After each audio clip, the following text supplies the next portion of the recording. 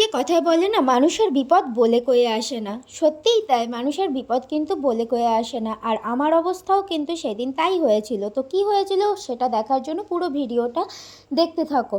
আর দেখো, এই যে আমি সকালবেলা মানে রান্নাঘরে চলে এসেছি। আজকে প্রচণ্ড তাড়াহুড়োয় আছে। আজকে ঘুম থেকে উঠেই সোজা ডাইরেক্ট রান্নাঘরে চলে এসেছি। তো কালকে মানে ও গিয়েছিল বাজারে, আর বাজার থেকে এই যে উচ্ছে, একটা এঁচোড়, আম আর বেগুন। এই বেগুনটার দাম বলো তো কত নিতে পারে, তোমরা গেস করো আর কমেন্টে জানাও। আর এই দেখো, 4টে সজনের ডাঁটা নিয়ে এসছে মাত্র 20 টাকায়, মাত্র 20 টাকায়। হ্যাঁ, যখন আমাদের এখানে যেমন এখন সব মানে ফ্রিতে ফ্রিতে দিয়ে দিচ্ছে সবার বাড়ি বাড়ি। আর এদিকে হচ্ছে পুঁই শাকও নিয়ে এসছে। তো আজকে খুব তাড়াহুড়ো করে এবার আমি ওগুলো গুছিয়ে নিলাম।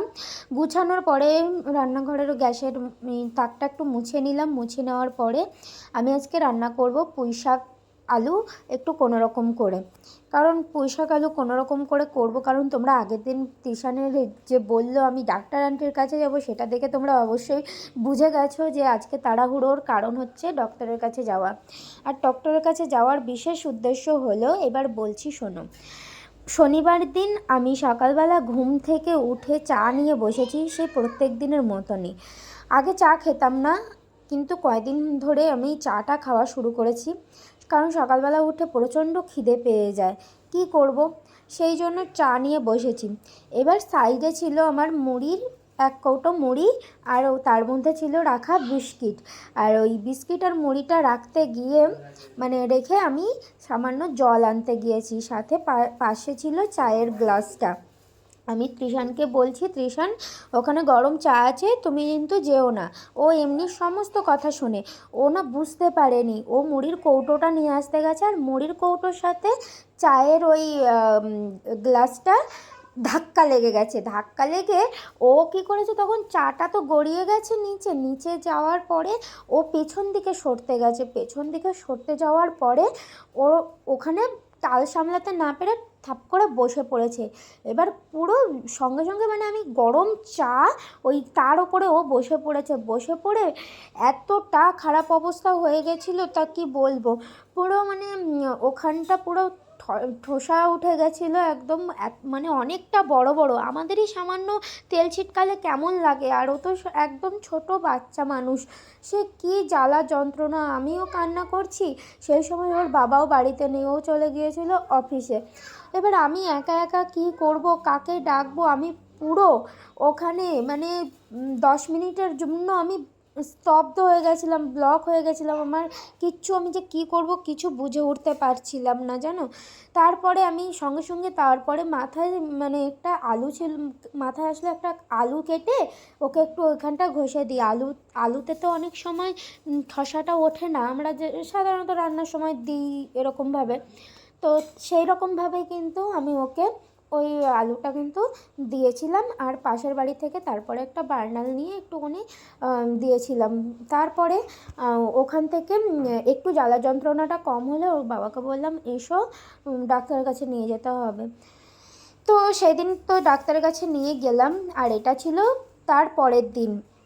তাই এই ছিল তৃষানের কেস। পুরো মানে পায়ের সাইডটা পুরো পুড়ে গেছে একদম। আর আমি তোমাদের আর দুদিন পরে আমি তোমাদের ছবিটা দেখাবো কেমন আছে না আছে। তো এ দেখো, আমি বাড়ি থেকেই অটো ভাড়া করে নিয়েছিলাম, আর পাশেই একদম, বেশি দূর না।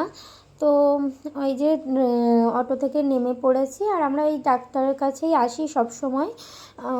মানে তৃষান একেই দেখায়, একটা মেয়ে ডাক্তার, মানে খুব ভালো ম্যাডামটা। ওনার কাছেই আমি সবসময় দেখাই। আর বলে না, একটা ডাক্তার মানে ভালো লেগে গেলে যা হয় আর কি। তো সবসময় এখানেই আসে, আর বেশি দূরেও না, ওই 50 টাকা নিল দুজনের, এরকমই। তো মন মেজাজ তো তারপরে না খারাপ হয়ে গিয়েছিল। তৃষানকে দেখানোর সাথে সাথে তৃষান তো ভালোই আছে, সুস্থই আছে।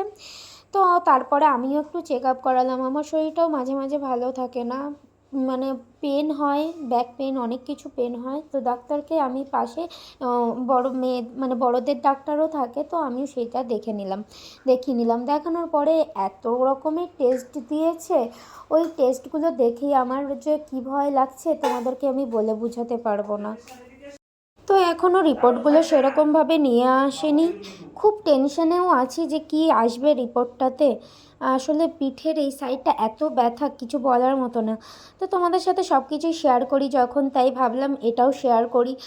তো দেখি, আসলে আমার মনে হয় কি জানো, নজর ইজ রিয়েল বলে না, নজর ইজ রিয়েল। তো আমার মনে হয় সেটাই হয়েছে। তো আমাদের তিনজনেরই সত্যি বলতে নজর লেগে গেছে। তো জানি না এই নজর থেকে কতদিন কাটাতে পারবো, কি কবে কাটাতে পারবো। তো ভগবানের কাছে আশা করছি যাতে সুস্থ হয়ে উঠতে পারি তাড়াতাড়ি, আমিও, তৃষানও, তৃষানের বাবাও, সব মানে সবাই যেন আমরা তিনজন বাইরে থাকি, সব সব কিছুর জন্য আমরা তিনজন তিনজনের ভরসায় থাকি। তোমরা একটু আশীর্বাদ করো, প্রে করো রিপোর্টটার জন্য ভালো আসে আমার। আর রিপোর্ট কী আসছে সেটাও আমি তোমাদের সাথে শেয়ার করব অবশ্যই। তো মনটা খারাপ হয়েছিল, তো ওর বাবা বললো চলো সামনে পয়লা বৈশাখ তোমাদের কিছু শপিং করে নিয়ে আসি। আর আমি বললাম যে আমি অনলাইনে কিছু অর্ডার দিয়েছি, আমি এখন আর নেবো না, তৃষানের চলো একটা জামা কিনে দিই। তো সেই মতন অবস্থায় আমি গেলাম। আর ওখানে কত রকমের, আর আমি না আগে এটাই যাইনি, আমি মনে করতাম কি এটা মানে অনেক এক্সপেন্সিভ হবে হয়তো, তারপর দেখি না ভিমার্টের মতনই। তো তারপরে খেলাম ভিমার্টের মতন দিয়ে জামাগুলো দেখছিলাম তৃষানের গায়ে, না সুন্দর সুন্দর জামা ছিল, মেয়েদেরও খুব সুন্দর সুন্দর কুর্তি কালেকশন, বাচ্চাদের বাচ্চা মেয়েদের কত সুন্দর সুন্দর কুর্তি কালেকশন ছিল, এত সুন্দর ছিল। তো আমার পছন্দ বলতে এই যে এই ডাইনোসরের এই গেঞ্জি, তৃষান্ত কয়েকদিন ধরে খুব বলছে ডাইনো ডাইনো ডাইনো, মানে ওর ডাইনোসর খুব পছন্দ। জানি না বাচ্চারা এত ডাইনোসর কেন পছন্দ করে। তো দেখো ওই ডাইনো নিয়ে ও জামা নিয়ে সারা মল মানে ঘুরতে শুরু করে দিয়েছে। তো কাপড়টাও দেখলাম ভালো, তো নিয়ে নিলাম, আর মলের মাল তো এমনিই ভালো হয়। তো দেখো আমার ওই টিউশনের জন্য ওই জামাটা নিয়ে বেরিয়ে পড়লাম বাইরে।